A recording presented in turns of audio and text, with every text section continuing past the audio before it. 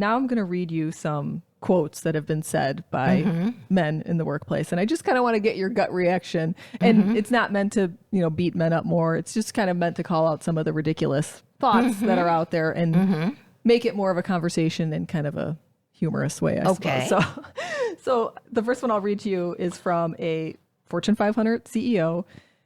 And they said it's good karma for women to refrain from asking for a raise. It's not really about asking for a raise, but knowing and having faith that the system will give you the right raise. Wow. Yeah.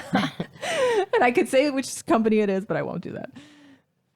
Well, the system knows that women are paid less. So then it will pay you less. Right. So it becomes a self-fulfilling prophecy. Right. Yeah. And so how do you change that? Well, I think that bringing up the issue, it is sensible, right? Not just assuming that it'll work out. Just wait. We just wait it out. If you know that you're underpaid relative to others who happen to be male, if it's not like happening for you, it is appropriate to bring it up in a reasonable way, in a calm way. Yeah. Presenting facts, the value right, you bring and the value you bring, and that is it correct and fair that I would be paid less, but not, if this is something that is happening to you as an individual, I think bringing it up in an unemotional and calm way is entirely correct and can work. Yeah.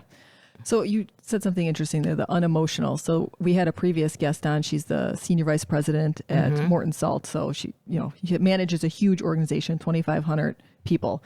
And she said similar things, that to be sort of unemotional and even keel. And why do you think that's so important for women?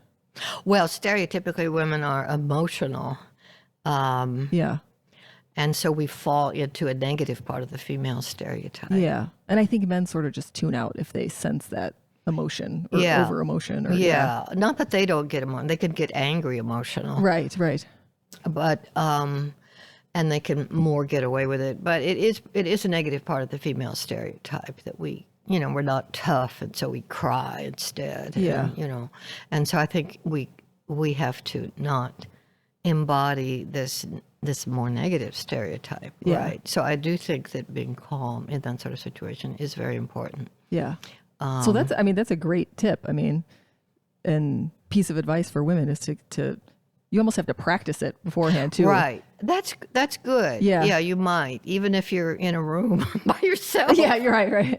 You can imagine your boss sitting there, but or even if you could practice it with somebody else, that would be very good. Yeah. Yeah. Okay, interesting. Okay, so I have a couple more to read. So this was from Matt Lauer, and obviously he's gotten beat up in the media for his own actions. But in an interview, he said to the General Motors CEO, "You're a mom. You said in an interview not long ago that your kids told you you're going to have to be accountable for one job, and that is being a mom." And he said, "Given the pressures of this job at General Motors, can you do both well?" I hope she said yes. Yeah. Yes, she did. And he himself is a father of 3, but that didn't seem to affect his career. Yeah. Nor does he get asked about that. Yeah. Well, sure.